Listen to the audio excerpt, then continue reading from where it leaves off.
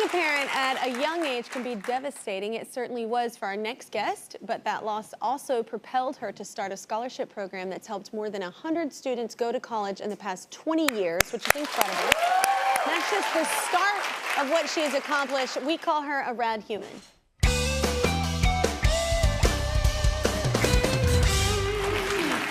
students without mothers, let's welcome Mary, everybody. So I'm gonna start with, how old were you when you lost your mama? I was just 14 when my mom passed, and I grew up in a small town in rural South Carolina from a large family of 12 kids, so the loss was really devastating. It was hugely impactful. And such a hard time in a girl's life in general. Yeah, it's just a lot going on, and you really need your mom. Yes. So, and my dad didn't live with us, so after my mom passed, one of my older sisters stepped in and raised the 8 of us that were still at home. So yeah, it was so, we all worked and pitched in and, you know, made ends meet. And education was always really important to me. College was completely out of reach, but my focus was on doing great in school, getting good grades, and getting a job, you know, after high school. And one of the odd jobs I had during high school was cleaning my principal's home to get money for my class ring. And I'm a horrible cleaner. That was a really bad job. Wow. So he was such a nice guy. You should put that on your flyer. I am horrible at this, but hire me. He was such a nice guy to just do that to give me money to help me out. And as I was cleaning his house, I thought, you know, it would be nice to be in a position someday to help students who are trying to continue their education and just don't have the resources. Absolutely. We didn't have the money for that either. If I didn't have scholarship, I wouldn't have been able to go either. So later you helped someone. So who is this person? I did. So I ended up getting a scholarship and did go to college. I got into a junior college, and as a result of that, I was able to get a job in an advertising agency in Atlanta. So I worked as an administrative assistant, worked my way up through the ranks in advertising to become an associate media director, later started my own agency, and then fast forward to 2004, you know, I've got a family, my daughter is in high school, and she comes home on a regular basis telling me about one of her classmates.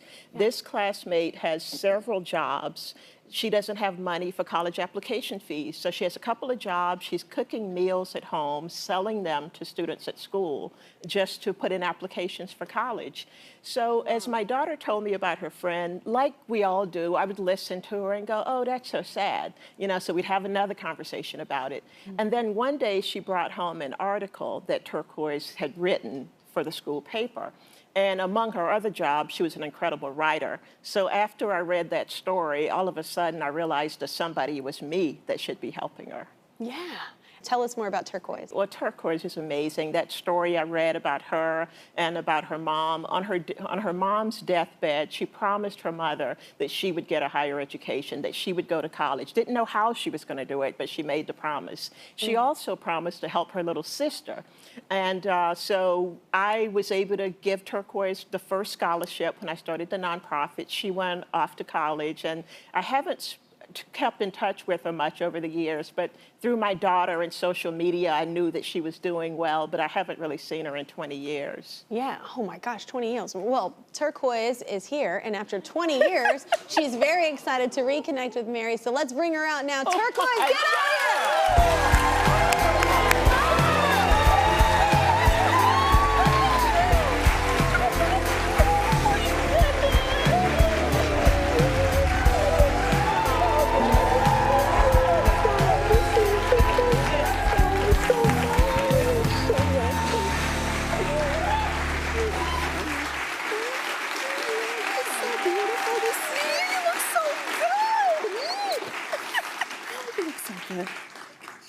I have tissue. I was like, I knew it might be needed. Have a seat, have a seat.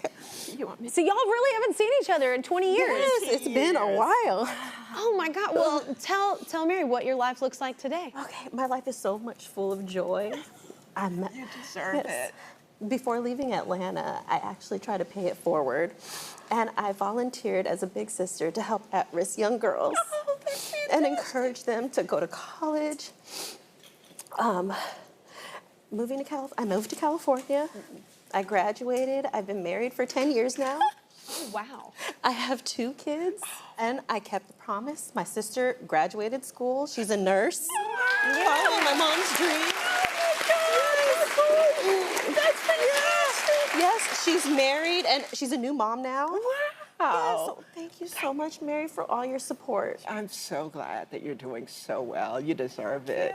Thank you. And joining us now is a recent recipient, Liz. Give it up, everybody on the couch.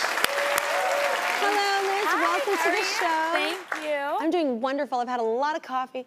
Well, Mary, I want to come to you first because how has Students Without Mothers grown since 2004? Oh, we've evolved so much since 2004. Initially, we were just doing scholarships. We thought that giving students who didn't have their mother some money to help with college was great, and it was great. But then we realized that because most of the students were first-generation college students and they were from low-income households, they just needed more guidance before going to college. So we started bringing them in a year earlier at the end of their junior year of high school so that all through their senior year, we could train them. We could give them life coaching on things like how to select a college, how to select a major, financial literacy, how to make good choices, social life etiquette, skills, yeah. life skills, everything. So we started doing that. And then shortly after that, we added grief counseling. Because having all these other things under control, you're still dealing with this devastating grief of the loss of your mom. So we added grief counselors. So the students all go through group sessions and they have access to individual sessions with the coaches and counselors to help them, get prepared. That's possibly the most important thing about it, because that's the really foundation, right? It really If is. your foundation is struggling, Yes. and everything else will. Well, Liz, how did you connect with Mary? So I got connected with Mary because my mom passed away when I was 5, and my sister and I moved in with my grandma. My brother went with another family member, and life was really tough and very unstable. And a couple of years after that, we all went to our godmom's house, and from there, we had a pretty good life.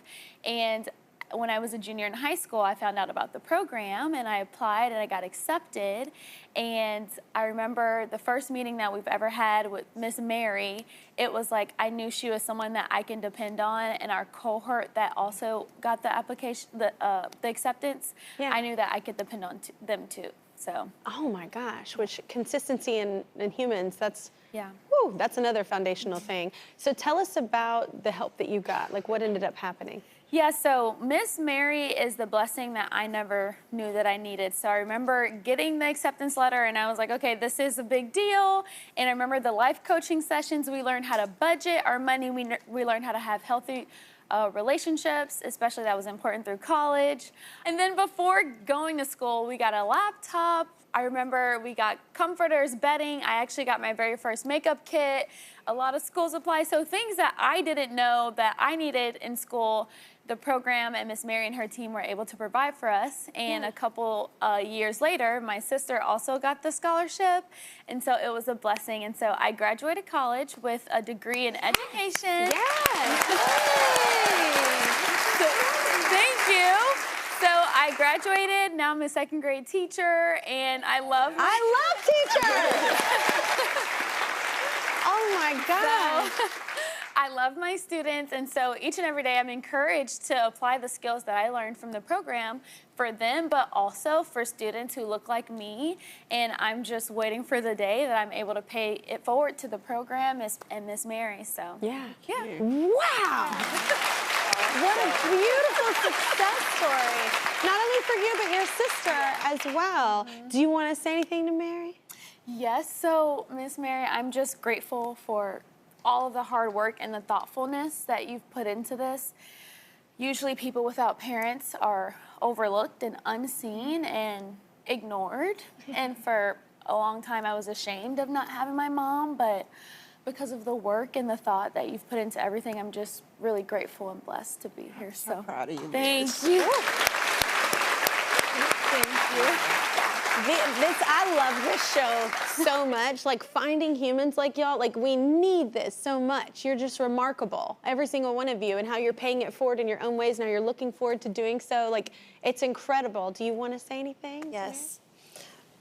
Mary, losing my mom was the hardest thing I think I could have ever gone through. And knowing that that loss could have devastated me. You have been the silver lining through it all. I remember after my mom died, I asked God why. I was so young, I was only 12. And through your program and through the 20 years of your foundation, I finally found my answer.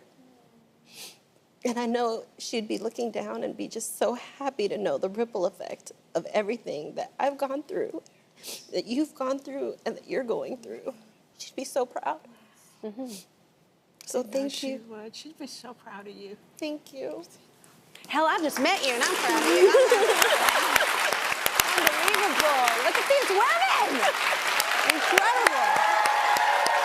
Oh my gosh. Well, Scholastic, whom I love, believes when children have community support and access to a quality education, they develop resilience. You're a second grade teacher. You got to know Scholastic. So self-confidence, a positive identity, these are all very important. So they are honored to support Students Without Mothers Scholarship Fund with a $10,000 donation. Just oh